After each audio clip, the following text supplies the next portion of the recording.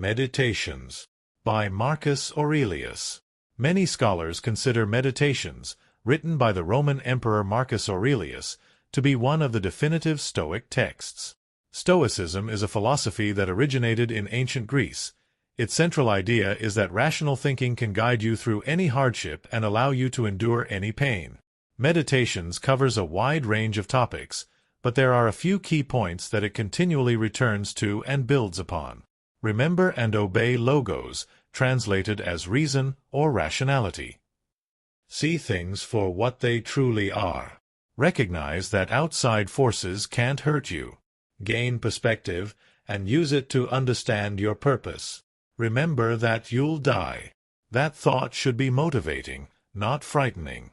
Remember and obey logos.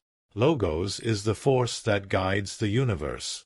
It ensures that every occurrence is the right one, as surely as if a scientist had measured every outcome and chosen the best possibility. Therefore, you should always act according to logos. This one belief is the heart of Stoicism. Nature also follows logos.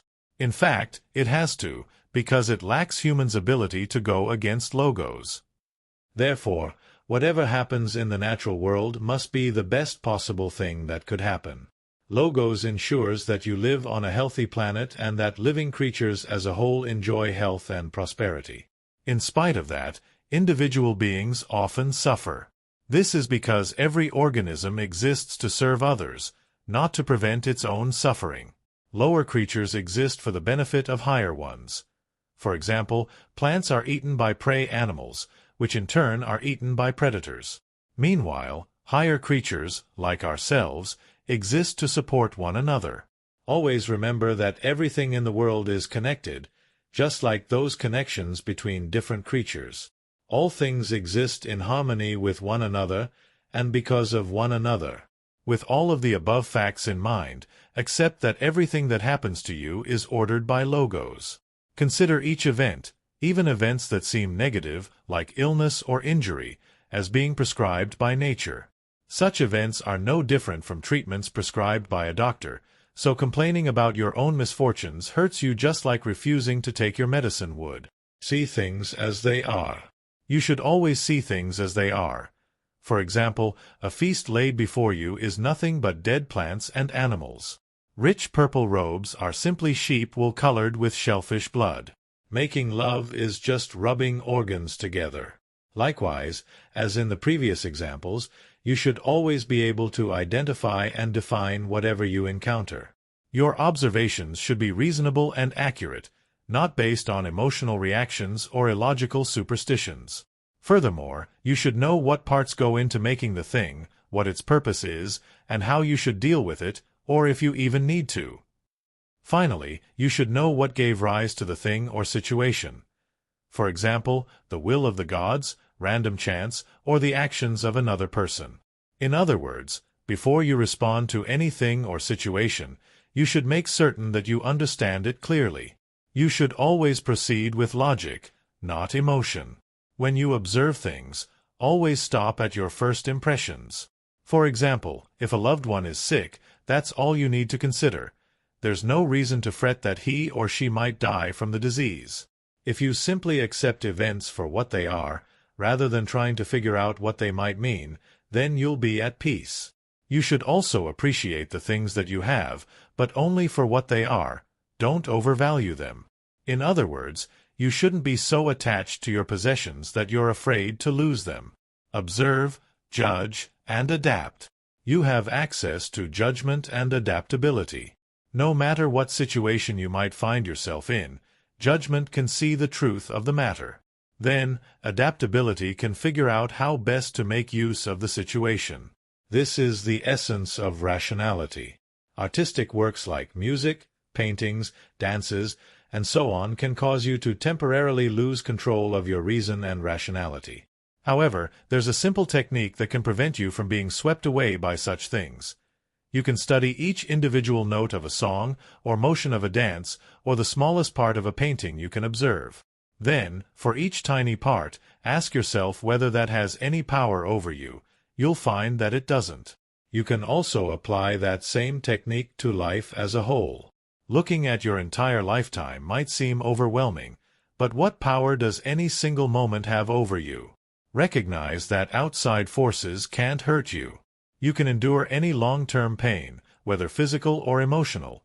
Unendurable pain, by definition, quickly ends itself. If something damages the body, let the body worry about it. As you are a being of reason and logos, all that can truly hurt you is that which damages the mind or prevents it from working properly. The only thing that can hurt you is that which hurts your character. Similarly, if you don't feel hurt, then you haven't been hurt. Therefore, emotions like anger and grief are more harmful to you than whatever provoked them. If you decide to not be harmed, you won't be harmed. For that reason, the thoughts and actions of other people can't harm you, either. In other words, what others do doesn't upset you. Your perception of what others do upsets you. That's not to say that people won't try to hurt you. They might even try to stop you from pursuing logos, which would indeed be damaging to your mind and character. However, obeying logos is natural and healthy, and nobody can stop you from doing what comes naturally to you. Similarly, people can't stop you from tolerating them, from meeting their attacks with patience rather than anger. Growing angry with your fellow people would be as bad as giving up the pursuit of logos at their urging. Reject anger and blame. Because others can't hurt you, it's possible to meet any mistake or misbehavior with compassion. You can do this by remembering that others are also human and that they act out of ignorance. Most importantly, remember that people who make mistakes usually haven't hurt you. They haven't damaged your mind nor your character. When someone tries to hurt you, ask yourself why they've done so. What good or harm did he or she think it would do? If you find that the other person's sense of morality is close to your own, you must excuse what he or she did as a mistake. If it's not close to your morality, then you must conclude that the other person is misguided and deserves compassion rather than anger. Blame is just as useless as anger. Simply put, there's nobody to blame for anything. The gods are infallible, and human wrongs are due to accident or ignorance. When faced with someone else's mistake, remember that you've also made mistakes. Furthermore, you've probably avoided making some similar mistakes for bad reasons, such as fear of what others would think, rather than because your reason led you away from those mistakes. In other words, you have the potential to make the same mistakes as the people you're upset with. For example, sometimes you get hurt while sparring. You don't get angry about that, blame your partner, or suddenly consider your partner a violent and untrustworthy person. You're simply more cautious when sparring with that person in the future. Bring that same mindset to other areas of your life. Forgive mistakes and just be more cautious after one happens. See humanity as a whole. When discussing people, consider them as if you were looking down from high above the world. Humankind exists as a harmonious collection of opposites: births and deaths, weddings and divorces, celebrations and mourning periods. When you accept the whole of humanity, with all of its diversity and apparent contradictions, you'll find that you're also much more tolerant of each individual member of humanity. Given that humanity is such a collection of opposites, the world needs all different types of people. Therefore, when you run into somebody who's selfish, cruel, or dishonest, remind yourself that such people must exist, and that person just happens to be one of them. Know that perspective brings purpose. Always keep a sense of perspective. A tiny grape seed exists in infinite space. A single second exists as a part of eternity. Your body and your lifetime are no different from those things. You exist as a speck in infinity, as a moment in eternity, and, most importantly, as an individual in a community. Because you exist as part of a much larger whole, whatever selfish desires you have are trivial. Therefore, instead of chasing your petty desires, you should accept whatever you're given with integrity and humility and work tirelessly for the common good.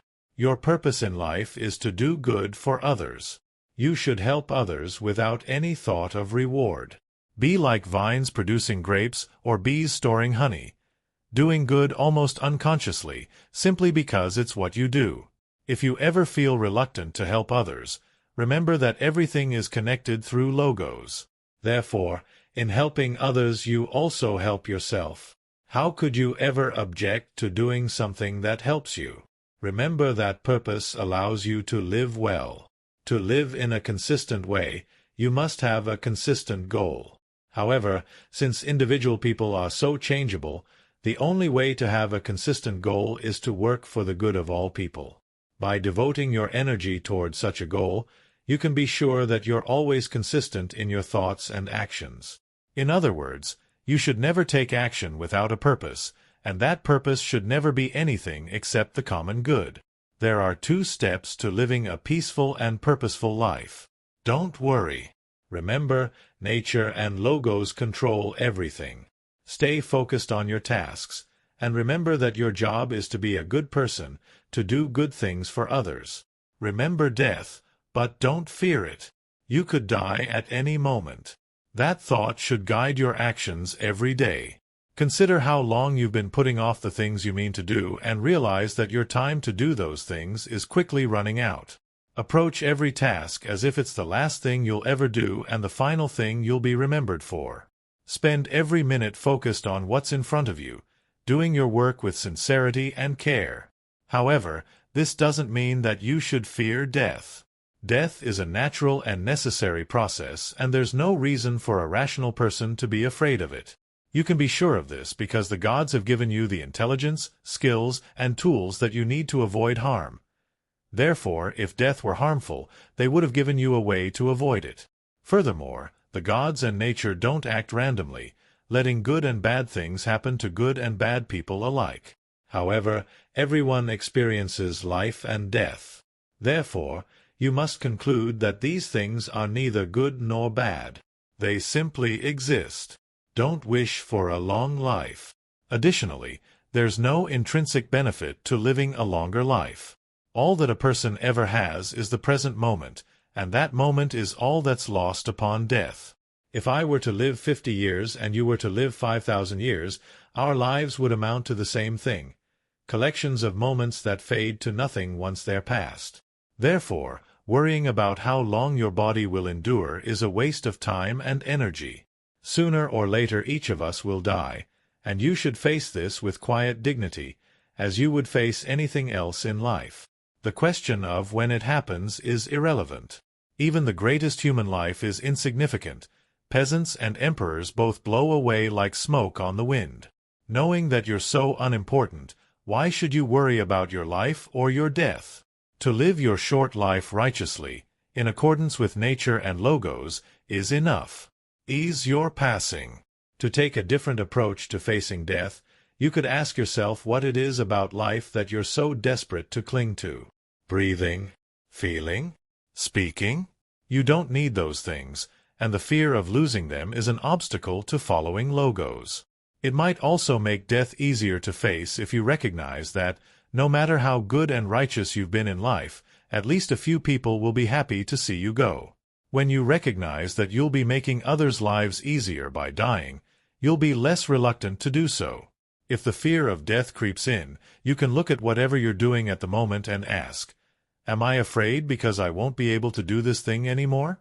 By repeatedly examining what you think you're afraid of, you'll realize that there's nothing to fear. Take a bow. As a closing thought, theater has a lot to teach about how to live and how to die. Tragic plays exist to remind you of what can and will eventually happen to you. If you enjoy watching tragic events in the theater, they shouldn't upset you when they happen in real life. After tragedy came old comedy, which taught equally valuable lessons in a different way, by speaking plainly, with a simple honesty that cuts through pretenses and false beliefs. Following old comedy came middle and new comedy. These forms only strive for technique. They have no messages behind them. The shows might be enjoyable, but what's the point of them? No one should seek to live like that, pleasantly but without purpose. Finally, like the curtain coming down at the end of a play, death will eventually come for each of us. Actors don't get to choose how long a play is. The playwright made that decision long before they ever stepped on stage. Therefore, like an actor bows and leaves the stage at her appointed time, leave this world with humility and grace, the same grace that you received all throughout your life.